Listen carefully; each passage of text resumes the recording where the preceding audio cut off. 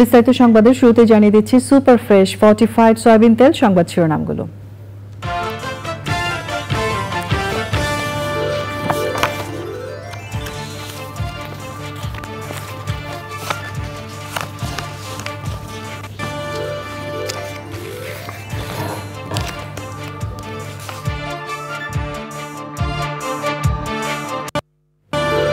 রাষ্ট্র সংস্কারে প্রাথমিকভাবে ৬টি কমিশন গঠন, জাতির উদ্দেশ্যে ভাষণে অর্থনীতির চাকা সচল রাখতে প্রধান উপদেষ্টার আহ্বান।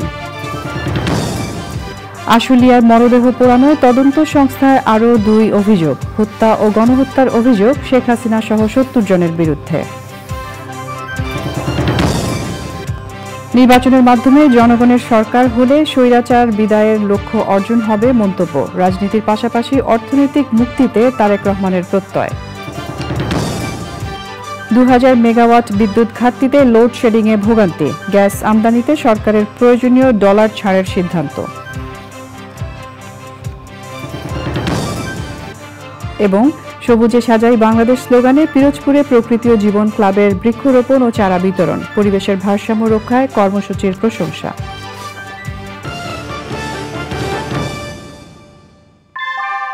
আমরা তৈরি করি বিশ্বমানের জার্মান প্রযুক্তির ভূমিকম্প সহনশীল থার্মেক্স রড, যা আপনার স্থাপনাকে নিরাপদ রাখে প্রজন্ম থেকে প্রজন্ম। সালাম স্টিল, মোস্ট ডিউরেবল স্টিল।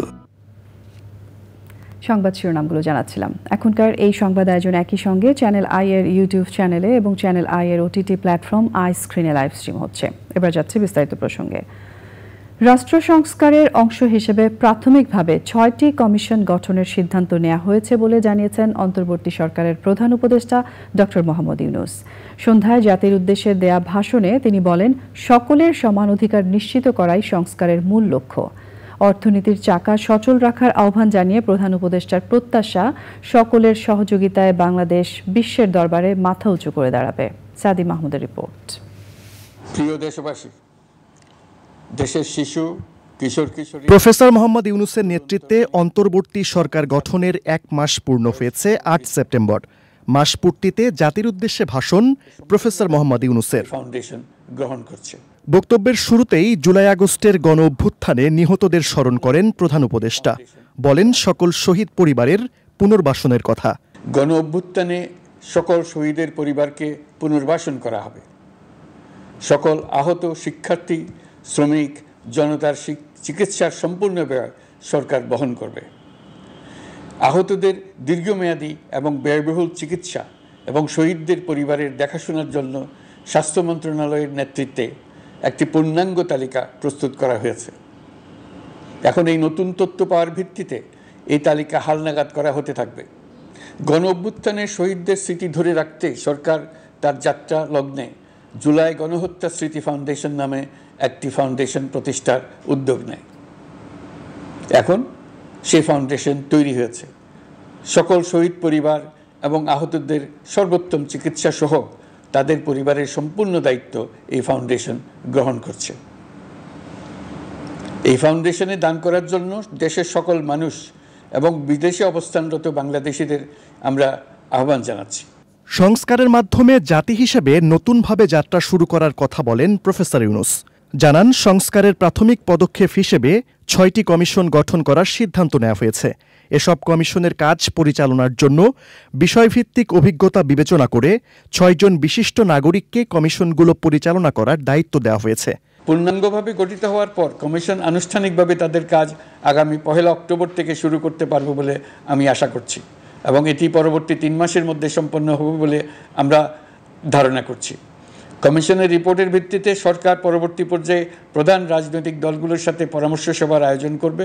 চূড়ান্ত পর্যায়ে ছাত্র সমাজ, নাগরিক সমাজ, রাজনৈতিক দলের প্রতিনিধি, সরকারের প্রতিনিধি নিয়ে ব্যাপক ভিত্তিক ৩ থেকে ৭ দিন ব্যাপী একটি পরামর্শ সভার ভিত্তিতে সংস্কার ভাবনার রূপরেখা চূড়ান্ত করা হবে। এতে এই রূপরেখা কীভাবে বাস্তবায়ন হবে তার একটি ধারণাও দেওয়া হবে। এই আয়োজন জুলাই গণ অভ্যুত্থানের বার্তা বাস্তবায়ন ও রাষ্ট্র পুনর্নির্মাণ তাগিদের ঐক্যবন্ধনে গোটা জাতিকে শক্তিশালী ও আশাবাদী করে তুলবে বলে আমাদের বিশ্বাস। প্রধান উপদেষ্টা বলেন, সকলের ন্যায্য অধিকার নিশ্চিতে সরকার প্রতিশ্রুতিবদ্ধ। দেশকে এগিয়ে নিতে সকলের সহযোগিতা প্রত্যাশা করেন তিনি। আমরা অগ্রসর হতে চাই। আমাদের মধ্যে, বিশেষ করে আমাদের নতুন প্রজন্মের মধ্যে যে সুপ্ত প্রতিভা লুকিয়ে আছে সেটা যেন বিনা বাধায় রাষ্ট্রের এবং সমাজের সহযোগিতায় প্রকাশ করতে পারি, সেই সুযোগের কাঠামো তৈরি করতে চাই। সকলে মিলে আমাদের পরিবারের প্রতিটি সদস্যকে, সে ঝাড়ুদার হোক, ছাত্র হোক, শিক্ষক হোক, যে কোনো ধর্মের হোক, সবার সমান অধিকার নিশ্চিত করতে চাই। এই হলো আমাদের সংস্কারের মূল লক্ষ্য। আসুন ছাত্র শ্রমিক জনতার এই বিপ্লবের লক্ষ্যকে আমরা দ্রুত বাস্তবায়ন করি। আমাদের প্রথম মাসে আমরা যেই গতিতে, যে উদ্যম নিয়ে কাজ এগিয়ে নিয়ে যাওয়ার কথা চিন্তা করেছিলাম, সেটা হয়তো করতে পারিনি বাস্তব অবস্থার পরিপ্রেক্ষিতে। দেশের আইনশৃঙ্খলা পরিস্থিতি স্বাভাবিক রাখা গেলে আশা করি আমরা আমাদের গতি অনেক বাড়াতে পারব। এই জন্য দেশের সকল মানুষের কাছে, শিক্ষক, ছাত্রছাত্রী, কৃষক, শ্রমিক, পেশাজীবী, বড় ব্যবসায়ী, ক্ষুদ্র ব্যবসায়ী, দিনমজুর, গৃহিণী, সকলের সহযোগিতা চেয়েছি। আমাদের কাজ বড় কঠিন, কিন্তু জাতি হিসেবে এবার ব্যর্থ হওয়ার কোনো অবকাশ আমাদের নেই। আমাদেরকে সফল হতেই হবে।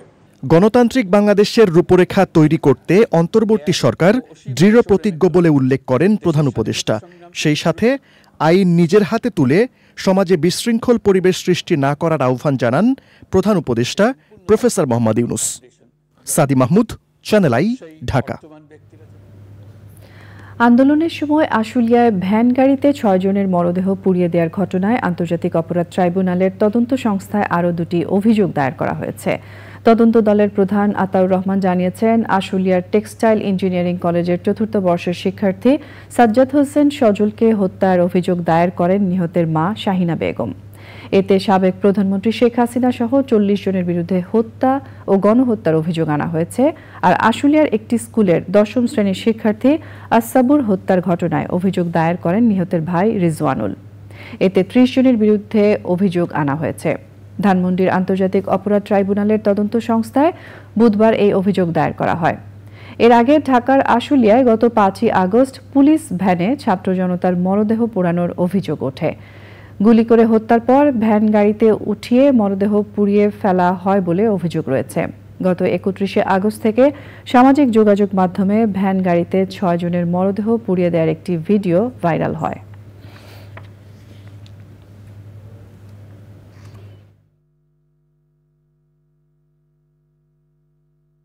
সাবেক প্রধানমন্ত্রী শেখ হাসিনা, সাবেক সেতুমন্ত্রী ওবায়দুল কাদের, সাবেক স্বরাষ্ট্রমন্ত্রী আসাদুজ্জামান খান কামাল, প্রধানমন্ত্রী শিল্প বিষয়ক উপদেষ্টা সালমান এফ রহমান, ঘটনাকালীন সময়ে পুলিশের আইজি চৌধুরী আব্দুল্লাহ মামুন, ঢাকা জেলার পুলিশ সুপার মারুফ হোসেন, ঢাকা জেলার অতিরিক্ত পুলিশ সুপার আব্দুল্লাহিল কাফি, বেক্সিমকো গ্রুপের সিকিউরিটি ইনচার্জ মেজর অবসরপ্রাপ্ত আরিফ। নিয়মতান্ত্রিক উপায় এখন ট্রাইব্যুনালের তদন্ত সংস্থা এটা তদন্ত ওরা ডায়েরি হিসেবে অন্তর্ভুক্ত করেছে এবং এটা ওরা তদন্ত শুরু করে। বিএনপির ভারপ্রাপ্ত চেয়ারম্যান তারেক রহমান বলেছেন, স্বৈরাচারকে বিদায় করে গণতন্ত্রের একটি অংশ অর্জন হয়েছে। এখন নিরপেক্ষ নির্বাচনে জনগণের সরকার প্রতিষ্ঠা করে মূল লক্ষ্য অর্জন করতে হবে। টাঙ্গাইলের গোপালপুরে সমাবেশে ভার্চুয়ালি যুক্ত হয়ে তিনি বলেন, রাজনৈতিক মুক্তির পাশাপাশি অর্থনৈতিক মুক্তিরও প্রয়োজন। বলেছেন, বিএনপি ক্ষমতায় গেলে সকল সম্ভাবনার দ্বার উন্মোচন করা হবে। মনির হোসেনের ক্যামেরায় গোপালপুর থেকে জানাচ্ছেন রাহুল রায়। আওয়ামী লীগ সরকারের পতনের পর বিএনপির জেলা ও থানাভিত্তিক প্রথম সমাবেশ ছিল সাতক্ষীরা, দ্বিতীয় সমাবেশ হলো টাঙ্গাইলের গোপালপুরে। প্রায় 16 বছর পর গোপালপুরে অনুষ্ঠিত সমাবেশে স্থায়ী কমিটির কোনো সদস্য না থাকলেও ছিলেন টাঙ্গাইল জেলার সিনিয়র নেতারা। দলের ভাইস চেয়ারম্যান আব্দুস সালাম পিন্টু সহ গ্রেপ্তার সকলের মুক্তি চান তারা। 17 বছর যারা মাঠে ছিলেন, দয়া করে তারা ঐক্যবদ্ধ থাকবেন। নেতাকর্মীরা অধীর অপেক্ষায় ছিলেন দলের ভারপ্রাপ্ত চেয়ারম্যান তারেক রহমানের বক্তব্য শোনার জন্য। বিকেল 5টার দিকে ভার্চুয়ালি যুক্ত হন তারেক রহমান। ষড়যন্ত্র এখনো চলছে উল্লেখ করে তারেক রহমান গণতন্ত্রের পূর্ণ বিজয়ের জন্য সবাইকে ঐক্যবদ্ধ থাকার আহ্বান জানান। স্বৈরাচার দেশ থেকে বিদায় হয়েছে, এখন আমাদেরকে দেশকে গড়তে হবে। আমরা দেশ এবং দেশের মানুষের সামনে দেশের কিছু মৌলিক বিষয়, দেশের রাজনীতির কিছু মৌলিক বিষয় পরিবর্তনের আমরা প্রস্তাবনা দিয়েছি। যে আন্দোলনের মাধ্যমে স্বৈরাচারকে বিদায় করেছি আমরা, এই বিদায়ের মাধ্যমে আমরা গণতান্ত্রিক যে বিজয়, তার একটি অংশ আমরা অর্জন করেছি। আপনাদের সাহায্য এবং সহযোগিতা পেলে আগামী দিনে আপনাদের সমর্থন নিয়ে সরকার গঠন করতে সক্ষম হলে আমরা এই সম্ভাবনার দ্বারগুলোকে উন্মোচন করব। টাঙ্গাইলের শাড়ি, চমচম, গোপালপুরের টুপি, মধুপুরের আনারস সহ প্রতিটি শিল্পকে বিশ্বের দরবারে তুলে ধরার কথা বলেন বিএনপির ভারপ্রাপ্ত চেয়ারম্যান। রাজনৈতিক মুক্তির সঙ্গে অর্থনৈতিক মুক্তির কথাও বলেন তিনি। আমাদেরকে যেরকম রাজনৈতিক যে অধিকার, রাজনৈতিক যে লক্ষ্য, সেটি যেমন আমাদেরকে অর্জন করতে হবে, একইভাবে আমাদেরকে অর্জন করতে হবে জনগণের অর্থনৈতিক মুক্তি। সেই সকল সম্ভাবনার দ্বার আমাদেরকে উন্মোচন করতে হবে, আমাদেরকে সেই সকল সম্ভাবনার দ্বারগুলোকে খুলে দিতে হবে, যেই সম্ভাবনার দ্বারগুলোকে খুলে দিলে আমরা জনগণের অর্থনৈতিক মুক্তি অর্জন করতে সক্ষম হব। বিএনপির ভারপ্রাপ্ত চেয়ারম্যান তারেক রহমান বলেছেন, বিএনপি ক্ষমতায় গেলে উৎপাদন আর উন্নয়নের বাংলাদেশ গড়ে তোলা হবে। সাতক্ষীরার পর টাঙ্গাইলের গোপালপুরে এই সমাবেশ। বিভিন্ন ইস্যুতে এই সমাবেশগুলো হলেও নেতাকর্মীদের কাছে এই সমাবেশের মূল আকর্ষণ দলের ভারপ্রাপ্ত চেয়ারম্যান তারেক রহমানের ভার্চুয়ালি যুক্ত হওয়া।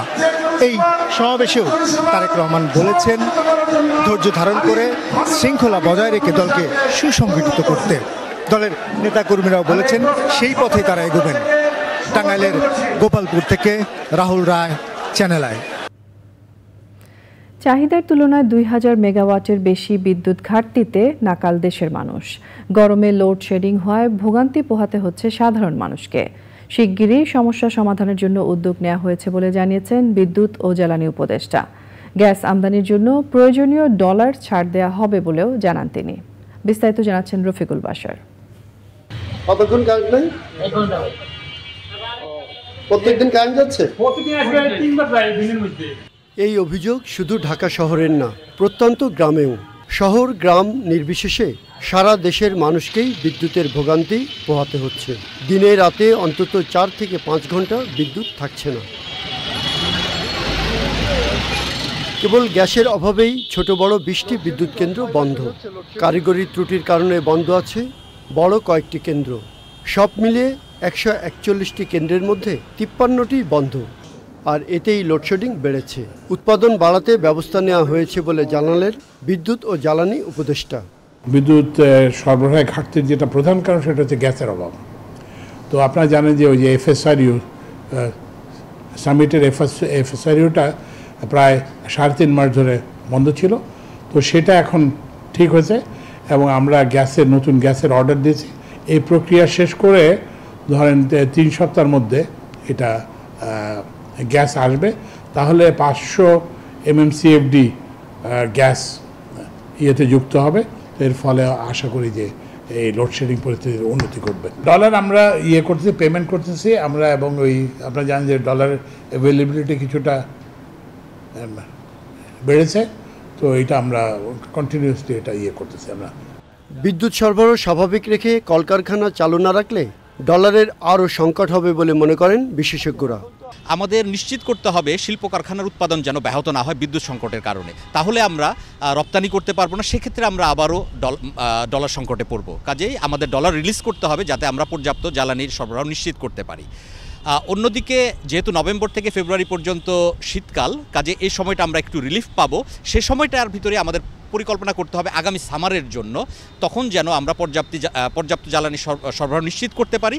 এবং এই আগামী 6, 7 বা 8 মাসের ভিতরে আমরা যদি কিছু সোলার প্রজেক্ট গ্রিড ইন্টিগ্রেট করতে পারি তাহলেও আমরা কিছু রিলিফ পাবো। নতুন করে গ্যাস আমদানির কার্যাদেশ দেওয়া হয়েছে। এলএনজি টার্মিনালের মেরামত শেষ। এতে বিদ্যুৎ পরিস্থিতি স্বাভাবিক হবে বলে আশা কর্তৃপক্ষের। Rafiqul Bashar, channel I, Dhaka. বৈষম্য বিরোধী ছাত্র জনতার আন্দোলনের ছড়রাগুলিতে অনেকেই চোখ হারিয়েছেন। একাধিকবার অপারেশনের মুখোমুখি হতে হচ্ছে অনেক ভুক্তভোগীকে। চিকিৎসকরা বলছেন আহতদের দীর্ঘমেয়াদী চিকিৎসার প্রয়োজন। আহতদের চিকিৎসার খোঁজ নিয়ে চিফ প্রসিকিউটর বলেছেন আন্দোলনকারীদের হত্যা করতেই গুলি করা হয়েছিল। নাজিব বেগের রিপোর্ট। ছাত্র জনতার আন্দোলনে শরীর, চোখ ও মাথায় 18টি ছড়রাগুলি প্রবেশ করে নোয়াখালীর আলী মর্তুজার। মাথা থেকে এখনও বেশ কিছু গুলি বের করা সম্ভব হয়নি। আন্দোলনে প্রাণে বেঁচে গেলেও দুঃসহ জীবন সঙ্গী হয়েছে এসব আন্দোলনকারীদের। আমার সামনে একজন ভাইয়ে এই জায়গায় পড়ছিল, তার চোখ বাইরে নিচে পড়ে গেছে, মনে মারা গেছে। তাকে রিক্সা উঠাই দিয়ে আমি পিছন তাকাইবার সাথে সাথে 5 জনে মিললে আমাকে গুলি করছিল একসাথে, মানে 5 জনের সামনে পড়ে গেছে। আমি যে চোখে একটু দেখতো ওই চোখে আপনার ছায়া বুঝবে, এখনো কোনো দৃষ্টিশক্তি বুঝতেছে আপনি কি ছেলে না মেয়ে, ও এখন এটা বুঝে না। রাজধানীর আগারগাঁওয়ে জাতীয় চক্ষু বিজ্ঞান ইনস্টিটিউট ও হাসপাতালে চিকিৎসা নিতে আসা 920 জনের মধ্যে 28 জনের 2 চোখই ক্ষতিগ্রস্ত আর 460 জনের 1 চোখ ক্ষতিগ্রস্ত। সকালে হাসপাতালের রোগীদের দেখতে আসে আন্তর্জাতিক অপরাধ ট্রাইব্যুনালের প্রসিকিউশন টিম। যারা বাইরে থেকে বলার চেষ্টা করেছেন যে বন্দুক থেকে গুলি করা হয়নি, চোখে গুলি করা হয়নি, পুলিশ গুলি করেনি, দিস অ্যান্ড দ্যাট, তো সেগুলোর প্রমাণ হচ্ছে যে এখানে 100% গানশট ইঞ্জুরি এবং সেগুলো করা হয়েছে বুক থেকে উপরের দিকে, মানে উদ্দেশ্যই ছিল হত্যা করা। প্রথম দিকে আমরা প্রায় 500 জনের উপরে রোগীদেরকে প্রাইমারি আমরা অপারেশন করি, পরবর্তীতে তাদের বিভিন্ন ধাপে অপারেশনের প্রয়োজন হবে। এখন আমরা সেকেন্ড ফেজের অপারেশন করছি এবং এই মুহূর্তে প্রায় লাস্ট 15 ডেজ আমরা প্রায় 160 রোগীদের অপারেশন করেছি। রোগীদের শারীরিক অবস্থা গুরুতর হওয়ায় অনেকের একাধিক অপারেশন দরকার হচ্ছে। নাজিব বেগ, চ্যানেল আই, ঢাকা। রাজধানীতে ডেঙ্গু জ্বরের প্রকোপ বাড়ছে। ঢাকার বাইরে বিভিন্ন জেলা থেকেও রাজধানীর বিভিন্ন হাসপাতালে আসছেন ডেঙ্গু আক্রান্তরা। বিশেষজ্ঞ চিকিৎসকরা বলছেন এবছর সেরোটাইপ ডেন 2 জনিত ডেঙ্গুর সংক্রমণে আক্রান্ত হচ্ছেন বেশিরভাগ মানুষ। ডেঙ্গু রোগীদের চিকিৎসায় রাজধানীর সোহরাওয়ার্দী মেডিকেল কলেজ হাসপাতালে চালু করা হচ্ছে 90 শয্যার বিশেষ ওয়ার্ড। জান্নাতুল বাকিয়া কেকার রিপোর্ট। বেশ কয়েক বছর ধরে প্রায় সারা বছরই দেশে ডেঙ্গু জ্বরে আক্রান্ত শনাক্ত হচ্ছে। সাধারণত জুন থেকে সেপ্টেম্বর পর্যন্ত ডেঙ্গু জ্বরের প্রকোপ যদিও বেশি থাকে। ঊর্ধ্বমুখী সংক্রমণে চলতি মাসে বেড়েছে আক্রান্তের সংখ্যা। ডেঙ্গু জ্বরে বিশেষায়িত চিকিৎসায় নির্ধারিত রাজধানীর শহীদ সোহরাওয়ার্দী মেডিকেল কলেজ হাসপাতালে মঙ্গলবার চিকিৎসাধীন ছিল 50 জন ডেঙ্গু আক্রান্ত। এর মধ্যে গত 24 ঘন্টায় ভর্তি হয়েছেন 15 জন। 4 তারিখে ভর্তি হয়েছি, 6 আজকে মানে রিপোর্ট দেখা বলবে যে ছুটি হবে নাকি না হবে। পায়খানার সাথে রক্ত পড়ছিল একদিন, তারপর ব্লাড জোগাড় করতে বলছিল, তারপর ব্লাড নিয়েছি ডোনার থেকে, পরে বলছে রক্ত আর লাগবো না, ব্লাড লাগবো না, মানে পুরোটাই সুস্থ আছে। আজকের দিন রাইখা কালকে ছাইড়া দিই। চিকিৎসকরা বলছেন আগস্ট মাসের মাঝামাঝি থেকে ডেঙ্গু জ্বরে আক্রান্তের সংখ্যা বাড়তে থাকে। তো গত মাসের মাঝামাঝি থেকে কিন্তু ডেঙ্গির আমাদের যে ভর্তি সংখ্যাটা কিন্তু অনেক বেড়ে গেছে ওয়ার্ডে আর কি। তো পেশেন্টগুলো কিন্তু আমাদের কাছে যেগুলো হাসপাতালে আসে 2 রকমের পেশেন্ট আছে, কিছু আছে খুবই খারাপ রোগী আর কিছু আসে মোটামুটি ধরেন শক ছাড়া আর কি। তো বেশিরভাগ ক্ষেত্রে যে আমরা যে রোগীগুলো পাচ্ছি বেশিরভাগ রোগী কিন্তু আমাদের কাছে ডেঙ্গি হেমারেজিক ফিভার নিয়ে আসতেছে। কিন্তু আমরা এখন যে সেরোটাইপটা পাচ্ছি সবচেয়ে বেশি হচ্ছে আপনার সেরোটাইপ 2, কারণ একটা গবেষণাতে দেখা গেছে যে গত বছর আমাদের 87% সেরোটাইপ 2 ছিল আর 13% ছিল সেরোটাইপ 3। তো আমাদের এখন সবচেয়ে বেশি হচ্ছে সেরোটাইপ 2, তারপরে সেরোটাইপ 3। এই অলরেডি সব কিছু ঠিক আছে, বেড টেড সব ঠিক, আমাদের খালি একটু সিস্টারের একটু এবং লজিস্টিকের একটু স্বল্পতার কারণে আমরা শুরু করতে পারি নাই। আমি আজকেও কথা বলেছি স্যারের সাথে, আগামীকালে এটা চালু হয়ে যাবে। রোগীদের বিশেষ পর্যবেক্ষণে রেখে সমন্বিত চিকিৎসার জন্য আলাদা ওয়ার্ডে 50 শয্যায় পুরুষ এবং 40 শয্যায় নারীদের চিকিৎসার উদ্যোগ নেওয়া হচ্ছে। জান্নাতুল বাকিয়া কেকা, চ্যানেল আই, ঢাকা। সবুজে সাজাই বাংলাদেশ স্লোগানে উপকূলীয় অঞ্চল পিরোজপুরে বৃক্ষরোপণ ও চারা বিতরণ করেছে প্রকৃতি ও জীবন ক্লাব। করিমুন্নেসা বালিকা মাধ্যমিক বিদ্যালয়ের কর্মসূচি উদ্বোধন করা হয়। সে সময় স্কুলের শিক্ষার্থীদের মাঝে ফলদ, বনজ ও ঔষধি গাছের চারা বিতরণ করা হয়। বন্যা পরবর্তী ক্ষয়ক্ষতি পুষিয়ে নেওয়ার পাশাপাশি পরিবেশের ভারসাম্য রক্ষায় প্রকৃতি ও জীবন ক্লাবের বৃক্ষরোপণ কর্মসূচির প্রশংসা করেন বিশিষ্টজনেরা। ফসিউল ইসলাম বাচ্চুর পাঠানো তথ্য ও ভিডিও চিত্রে সাবরিনা হাসানের রিপোর্ট। জলবায়ুর বিরূপ প্রভাব মোকাবেলা এবং গোটা দেশকে সবুজ বেষ্টনীতে ঘেরার অংশ হিসেবে পিরোজপুরে প্রকৃতি ও জীবন ক্লাবের বৃক্ষরোপণ ও চারা বিতরণ কর্মসূচি। পিরোজপুর প্রকৃতি ও জীবন ক্লাবের উদ্যোগে করিমুন্নেসা বালিকা বিদ্যালয়ে বৃক্ষরোপণ কর্মসূচি পালন করা হয়। ফল, ফুল, কাঠ এবং ঔষধি নানা বৃক্ষ কিন্তু আমাদের নানাভাবে সাহায্য করছে। সুতরাং আমাদের এই যে অক্সিজেন, এই যে কার্বন যে নিঃসরণ হচ্ছে তাকে শুষে নেওয়া, সব কিছু মিলিয়ে গাছের কিন্তু একটা বিশাল ভূমিকা আছে এবং সেই কারণেই কিন্তু আমাদের বৃক্ষরোপণ কর্মসূচি সারা বাংলাদেশে ছড়িয়ে দিতে হবে এবং সবাই মিলে আমরা যখনই হাতে হাত মেলাবো তখনই কিন্তু এই কর্মসূচিও সফল হবে এবং আমরাও কিন্তু নানা ধরনের উপদ্রব থেকে আমরা পরিত্রাণ পাব। সুতরাং আসুন আমরা সবাই মিলে এই বাংলাদেশটাকে সবুজ করে ফেলি এবং সবুজে সাজিয়ে ফেলি। গাছের চারা পেয়ে উচ্ছ্বাস প্রকাশ করে এগুলো নিজ উদ্যোগে রোপণের কথা বলেন শিক্ষার্থীরা। গাছ আমাদের অক্সিজেন দেয়, অক্সিজেন থেকে আমরা অক্সিজেন পেয়ে আমরা বাঁচতে পারি। গাছ পেয়ে আজ আমরা অনেক খুশি। গাছগুলো আমাদের প্রত্যেকের জন্য খুবই উপকারী, কেন এগুলো ফল গাছ। এগুলো যদি আজকে আমরা রোপণ করতে পারি তাহলে ভবিষ্যতে এইগুলো আমাদেরই আর কি ফল দিবে। প্রকৃতি ও জীবন ক্লাবের বৃক্ষরোপণ কর্মসূচি আগামী প্রজন্মের জন্য বাসযোগ্য পৃথিবী গড়তে সহায়ক হবে বলেন বিশিষ্টজনেরা। কর্মসূচির মাধ্যমে একটা সুন্দর প্রকৃতি আমরা উপহার পাবো এবং বাচ্চারা বৃক্ষরোপণ সম্পর্কে সচেতন হবে। পিরোজপুর জেলায় ৮,০০০ কৃষক এবং উপকারভোগীকে ৪০,০০০ নারকেলের চারা বিতরণ করা হয়েছে।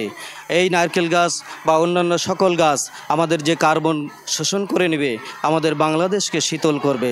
উপকূলীয় অঞ্চলে ঝড় ঝঞ্ঝা রক্ষায় রোপণ করা গাছগুলো সহায়ক হবে বলে মনে করেন প্রকৃতিপ্রেমীরা। চ্যানেল আই সারা বাংলাদেশের সবুজে বাংলাদেশ সাজাই এই স্লোগানের ভিত্তিতে যে বৃক্ষরোপণ কর্মসূচি গ্রহণ করেছে তার প্রতি আমি আবারও ধন্যবাদ জানাই চ্যানেল আইকে। দেশের পরিবেশকে সুস্থ এবং সুন্দরভাবে গড়তে প্রকৃতি ও জীবন ক্লাব আগামীতেও বৃক্ষরোপণ কর্মসূচি অব্যাহত রাখবে বলে প্রত্যাশা পিরোজপুরবাসী। সাবরিনা হাসান, প্রকৃতি ও জীবন ডেস্ক, চ্যানেল আই। ছাদ কৃষি নগরের পরিবেশ সুরক্ষার পাশাপাশি নিরাপদ খাদ্য চাহিদার একটি নির্ভরযোগ্য উৎস হয়ে উঠছে। ছাদ কৃষি কার্যক্রম ছড়িয়ে যাচ্ছে শহরের ছাদ থেকে ছাদে। উদ্যোক্তারা বলছেন, নাগরিকদের সুস্বাস্থ্যের জন্য এ ধরনের কার্যক্রম কার্যকরী ভূমিকা রাখতে পারে। বিস্তারিত জানাচ্ছেন শাইখ সিরাজ। ঢাকার হাতিরঝিল সংলগ্ন মহানগর আবাসন এলাকা। পরিকল্পিত এই এলাকার অধিকাংশ ভবনের ছাদেই সবুজের চর্চাটি এখন বেশ দৃশ্যমান। এর মাঝে 7তলা ভবনের উপরে 1500 বর্গফুট আয়তনের এই ছাদ কৃষি গড়ে তুলেছেন ডাক্তার রাশিদুল হাসান এবং তার স্ত্রী সালমা সুলতানা। কতটুকু শাকসবজি আপনারা এখান থেকে পান, যেটা থেকে আপনার বাজার থেকে আর কিনতে হয়? না, বাজার থেকে কোনো কিনি না, বরঞ্চ বললাম না আত্মীয় স্বজন যারা যেখানে আসছে ঢাকা শহরে সবার বাসায় পাঠাই আমি। শীতকালীন সবজি যেগুলো সেগুলো বেশিরভাগ আমরা এখানে পেয়ে যাই। বাহারি সবজি আর নানান ফল ফসল উৎপাদন হচ্ছে এখানে। নিরাপদ খাদ্যের ভাবনা থেকে নেওয়া হয়েছে জৈব কৃষির চর্চা। গোবর সার মিলাই, নিমখোল মিলাই, আর ওই যে আমার সব সবজি পচা, তারপরে এই গাছের পাতা সব ওই ড্রামে রেখে দিই। এই যে এই বর্ষা শেষ হলো ওগুলো সব আবার মাটির সাথে মিলাবো। নগরের অধিবাসীদের স্বাস্থ্যসম্মত জীবনযাপনের তাগিদ ও প্রয়োজনীয় পুষ্টির যোগানে ছাদ কৃষি ক্রমেই ছড়িয়ে পড়ছে, দাবি উদ্যোক্তাদের।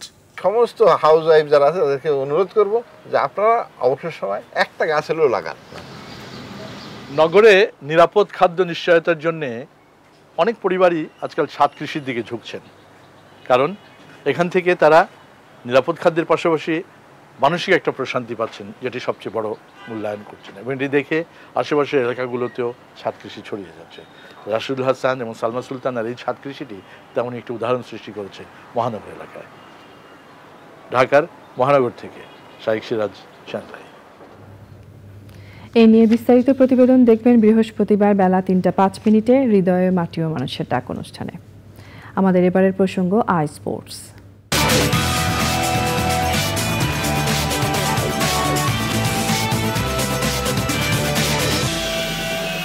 জোর দিয়েছেন বলে আপনি মনে করছেন? আপনাকে আবার ধন্যবাদ। আমি প্রধান উপদেষ্টার ভাষণটা খুব মন দিয়ে শুনছিলাম এবং আমি দেখছি যে সেখানে জন আকাঙ্ক্ষার একটা প্রতিফলন ঘটেছে এবং অত্যন্ত সময় উপযোগী একটি ভাষণ তিনি দিয়েছেন।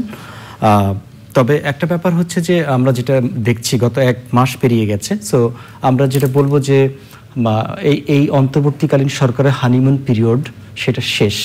এখন জনগণ লিপ সার্ভিসে কোনোভাবে বিশ্বাস করবে না, তাদেরকে সংস্কারের ব্যাপারটাকে ভিজিবল করতে হবে। সেই দিক থেকে আমরা দেখছি যে এই প্রধান উপদেষ্টার ভাষণে 6টা ব্যাপার খুব প্রাধান্য পেয়েছে।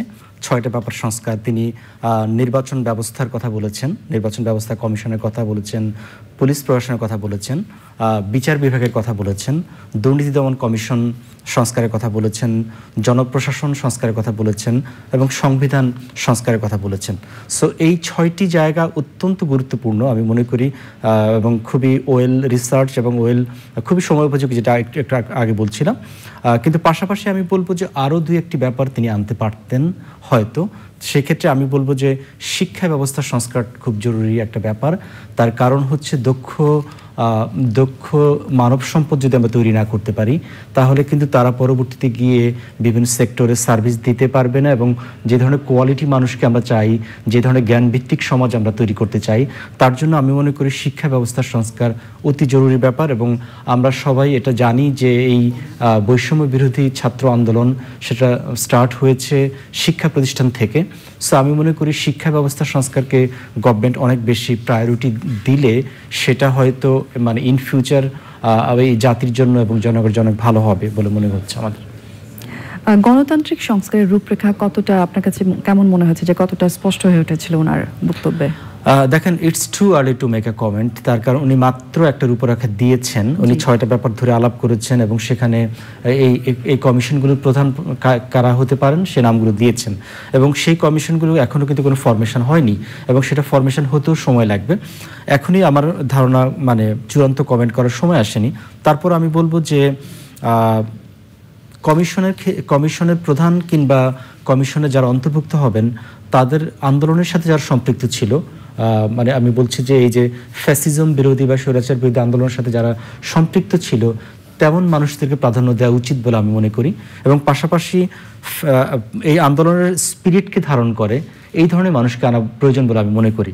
আমরা দেখেছি অনেক জায়গায় এই সরকার নানান লোকজন বসিয়েছে এবং আমরা অ্যাপ্রিসিয়েট করি, অনেক ভালো এবং কমিটেড লোকজনকে বসিয়েছে, কিন্তু এটাও ঠিক যে কোনো জায়গায় আমরা দেখেছি কেবলমাত্র মুখের পরিবর্তন।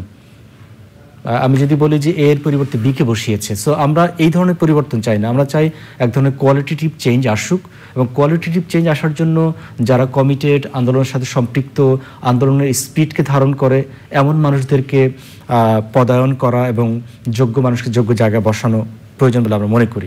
এবং পাশাপাশি আরেকটা ব্যাপার বলবো যে কর্মসংস্থানের ব্যাপারটি কোটা বিরোধী মুভমেন্ট থেকে তৈরি হয়েছে বৈষম্য বিরোধী ছাত্র আন্দোলন। সো এখানে মূল ব্যাপার কিন্তু কোটা হলেও আমরা জানি যে আমরা যদি আরও গভীরে যাই তাহলে আমরা দেখতে পাবো যে কর্মসংস্থানের অভাব আমাদের তরুণদের। সো বাংলাদেশের নতুন নতুন কর্মসংস্থান তৈরি করতে হবে, এবং এই কর্মসংস্থান তৈরি করার মধ্য দিয়েই ইনফ্যাক্ট যে ব্যাপারটা হবে যে কোটা তো বিলোপ করতেই হবে, পাশাপাশি তাদের যে এক্সপেকটেশন যে তারা গ্র্যাজুয়েশন কমপ্লিট করার পর বা শিক্ষা প্রতিষ্ঠান ছেড়ে যাওয়ার পর একটা জবে ঢুকতে পারবে, সেই ব্যাপারটা নিশ্চিত হবে। জি, এবং অসংখ্য ধন্যবাদ আপনাকে আমাদের মাঝে উপস্থিত হয়ে আপনার মূল্যবান মতামত তুলে ধরার জন্য। Thank you so much. সংবাদের এই পর্যায়ে আমরা নিয়ে নিচ্ছি একটা বিরতি, এবং বিরতির পর আরও যা থাকছে। ডোনাল্ড ট্রাম্প ও কামিরাচারের শাসন আমলে গণতন্ত্রের জন্য প্রাণ দেয়া শহীদদের স্মরণে আগামী 14 সেপ্টেম্বর কেন্দ্রীয় শহীদ মিনারে স্মরণ সভা এবং গণতন্ত্র দিবস উপলক্ষে 15 সেপ্টেম্বর রাজধানীতে সমাবেশ করবে বিএনপি। নয়াপল্টনে দলের যৌথ সভা শেষে এই কর্মসূচির কথা জানান বিএনপির স্থায়ী কমিটির সদস্য AZM জাহিদ হোসেন। আলোচনা অনুষ্ঠানে দলের স্থায়ী কমিটির আরেক সদস্য আমির খসরু মাহমুদ চৌধুরী বলেন, নির্বাহী বিভাগকে নিরপেক্ষ করতে সবার সাথে আলোচনা করে অন্তর্বর্তী সরকারকে সিদ্ধান্ত নিতে হবে। বিস্তারিত মইনুল হাসানের রিপোর্টে। আগামী 14 ও 15 সেপ্টেম্বর ছাত্র জনতার আন্দোলন ও আওয়ামী লীগের আমলে গুম খুনের শিকার হওয়া ব্যক্তিদের স্মরণে সভা এবং সমাবেশের প্রস্তুতি নিয়ে বুধবার নয়াপল্টনে দলের কেন্দ্রীয় কার্যালয়ে যৌথ সভা করেন বিএনপি। পরে কর্মসূচির কথা জানান দলের স্থায়ী কমিটির সদস্য AZM জাহিদ হোসেন। স্মরণ সভা 14 তারিখ কেন্দ্রীয় শহীদ মিনারে। যারা শহীদ হয়েছে তাদের জন্য না, যারা পঙ্গুত্ব বরণ করেছেন, যারা হারিয়ে গেছেন, সেই সমস্ত যারা কষ্টে আছেন সেই সমস্ত মানুষগুলো, এবং সেইটি বিকেল 3টা থেকে বিকেল 5টার মধ্যে কেন্দ্রীয় শহীদ মিনারে সেটি অনুষ্ঠিত হবে। আর গণতন্ত্রের সমাবেশ হবে বিএনপির 15 তারিখে। কূটনীতিকদের সাথে ধারাবাহিক আলোচনা অংশ হিসেবে গুলশানে দলের চেয়ারপারসন কার্যালয়ে ঢাকার অস্ট্রেলিয়ান হাইকমিশনারের সাথে বৈঠক করে বিএনপি। সাংবাদিকদের বৈঠকের বিষয়ে জানান দলের স্থায়ী কমিটির সদস্য আমির খসরু মাহমুদ চৌধুরী। বর্তমান প্রেক্ষাপটে বাংলাদেশের আমরা কবে নির্বাচনের দিকে যাচ্ছি, কতদিন নির্বাচনের জন্য কত সময় লাগতে পারে তারা জানতে চেয়েছে, এবং নির্বাচনী কর্মকাণ্ডের জন্য কি কি পরিবর্তন দরকার সেগুলো কিভাবে এগুচ্ছে সে ব্যাপারে জানতে চেয়েছে। মূলত সার্বিকভাবে এগুলো আলোচনার পরে তাদের ধারণা যে যত তাড়াতাড়ি সম্ভব আমাদের বাংলাদেশে এই সমস্ত সমাধানের মাধ্যমে আগামীতে একটা আমরা সুষ্ঠু নির্বাচনের মাধ্যমে একটা গণতান্ত্রিক সরকারের অধীনে ক্ষমতা হস্তান্তরের বিষয়টি এগিয়ে যাবে। আমির খসরু বলেন, ষড়যন্ত্রকারীরা বসে নেই, সংকট উত্তরণে সবার ঐক্যবদ্ধ প্রচেষ্টা প্রয়োজন। Moinul Hasan, channel I, Dhaka. সাবেক প্রাথমিক ও গণশিক্ষা প্রতিমন্ত্রী মোহাম্মদ জাকির হোসেন এবং ৩ সাবেক এমপির বিরুদ্ধে দুর্নীতির অভিযোগ অনুসন্ধানের সিদ্ধান্ত নিয়েছে দুর্নীতি দমন কমিশন দুদক। সেগুনবাগিচায় দুদক কার্যালয়ে ব্রিফিংয়ে এই তথ্য জানান দুদকের মহাপরিচালক প্রশাসন মোহাম্মদ শাহরিয়াজ। সাবেক ৩ সংসদ সদস্য হলেন আব্দুল ওয়াদুদ, নুরুল ইসলাম তালুকদার ও মোহাম্মদ হাবিব হাসান। ব্রিফিংয়ে বলা হয়, অভিযুক্তরা অনিয়ম ও দুর্নীতির মাধ্যমে ক্ষমতার অপব্যবহার করে দেশ বিদেশে প্রচুর অবৈধ সম্পদ অর্জন করেছেন। এইসব অভিযোগ অনুসন্ধান করে সত্যতা পাওয়া গেলে তাদের বিরুদ্ধে মামলা দায়ের করবে দুদক।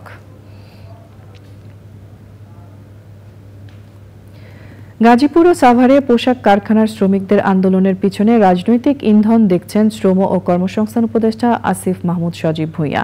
সচিবালয়ে সাংবাদিকদের তিনি বলেন, বহিরাগত ও অনুপ্রবেশকারীরা পোশাক শিল্পে বিশৃঙ্খলা তৈরি করছে। বৃহস্পতিবার সকালের মধ্যে শ্রমিকদের বকেয়া বেতন পরিশোধ করা হবে বলে আশ্বাস দিয়েছেন শ্রম ও কর্মসংস্থান উপদেষ্টা।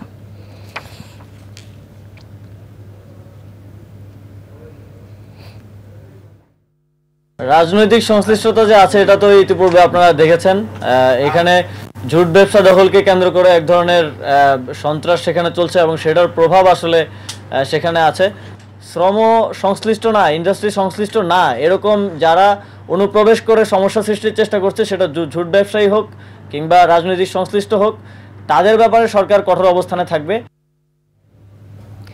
বৃহস্পতিবার থেকে সাভারের আশুলিয়া শিল্পাঞ্চলের সব কারখানার শ্রমিকদের কাজে যোগ দেওয়ার আহ্বান জানিয়েছেন পোশাক প্রস্তুতকারক ও রপ্তানিকারক সমিতি বিজিএমইএর সভাপতি খন্দকার রফিকুল ইসলাম।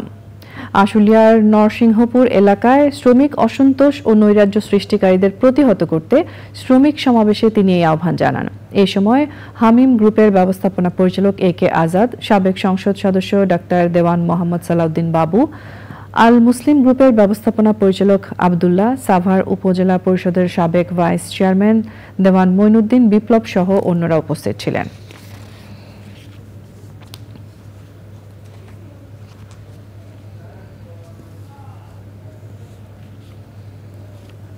নিটুল তথা আন্তর্জাতিক সংবাদ।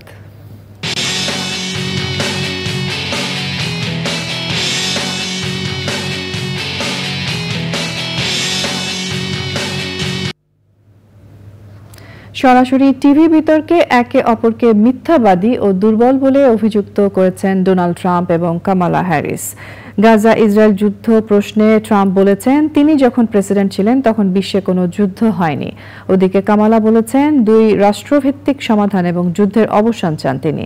বিতর্কে মূল্যস্ফীতি, অভিবাসন এবং গর্ভপাত সহ নানা বিষয় উঠে আসে। আইস্ক্রিন সাংস্কৃতিক সংবাদ।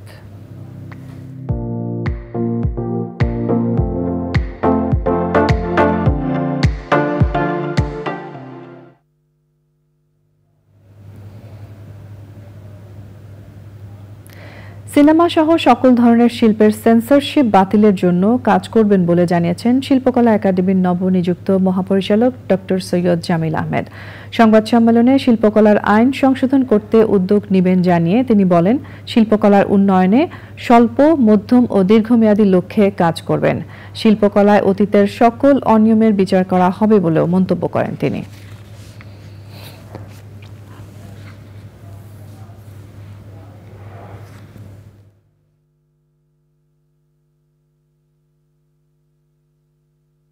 একাডেমি কি করবে না করবে এটা মহাপরিচালকের উপর নির্ভর করে না, নির্ভর করে পরিষদের উপরে।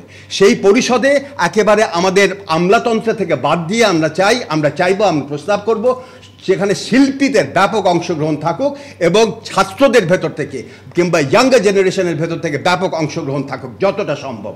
আমি কিছু কিছু চিহ্নিত করেছি, আপনাদের কাছ থেকে মতামত চাইব কারা এখানে থাকতে পারে। সেখানে সাংবাদিক থাকবে, কিন্তু পাবলিক ডোমেইনে আমাদের যত রকম চিন্তাবিদ আছেন, যত রকম সাংস্কৃতিক কর্মী আছেন, তাদের সম্মিলিত একটা ক্ষেত্র হবে এই আমাদের পরিষদ, এবং এই পরিষদই নির্ধারণ করবে একাডেমি কি করবে। এবারে রয়েছে কৃষি সংবাদ।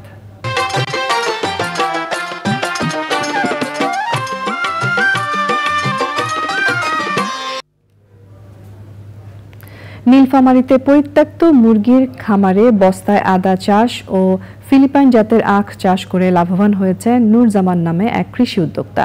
পরীক্ষামূলকভাবে চাষ করে সফলতা পাওয়ায় এবার 2টি পরিত্যক্ত ঘরের মেঝেতে আদা চাষ করছেন তিনি। স্থানীয় কৃষি বিভাগ বলছে রোগবালাই কম হওয়ায় বাড়ছে বস্তায় আদা চাষ।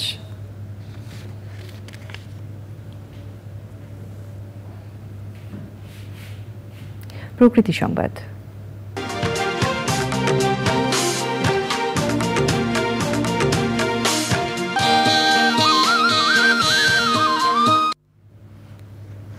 পিরোজপুরে বৃক্ষরোপণ অভিযান ও বৃক্ষমেলা উদ্বোধন করা হয়েছে। এই উপলক্ষে জেলা শিল্পকলা একাডেমি থেকে র্যালি বের হয়ে বিভিন্ন সড়ক প্রদক্ষিণ করে শহীদ মিনার মিলনায়তনে গিয়ে শেষ হয়। পরে মেলা উদ্বোধন করেন জেলা প্রশাসক মোহাম্মদ জাহিদুর রহমান। অতিরিক্ত জেলা প্রশাসক মোহাম্মদ সেলিম হোসেনের সভাপতিত্বে অনুষ্ঠানে বক্তৃতা করেন পুলিশ সুপার খান মোহাম্মদ আবু নাসের, সামাজিক বন বিভাগের বিভাগীয় কর্মকর্তা GM রফিক আহমেদ এবং জেলা কৃষি সম্প্রসারণ অধিদপ্তরের উপপরিচালক মোহাম্মদ নজরুল ইসলাম সহ বিশিষ্টজনেরা। প্রাকৃতিক দুর্যোগ মোকাবেলায় সবাইকে গাছ রোপণের আহ্বান জানান বক্তারা। সংবাদের এই পর্যায়ে আমরা নিয়ে নিচ্ছি আরও একটা বিরতি, এবং বিরতির পর্যায়ে থাকছে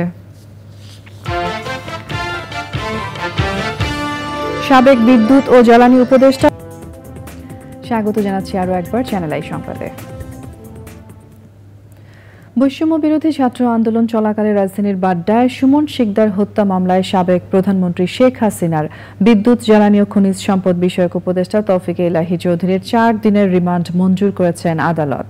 তৌফিকে ইলাহি চৌধুরীকে আদালতে হাজির করে পুলিশ 10 দিনের রিমান্ড আবেদন করলে আদালত 4 দিনের রিমান্ড মঞ্জুর করেন। গতকাল রাতে রাজধানীর গুলশান থেকে আটক তৌফিকে ইলাহি চৌধুরীকে সুমন শিকদার হত্যা মামলায় গ্রেফতার দেখায় পুলিশ।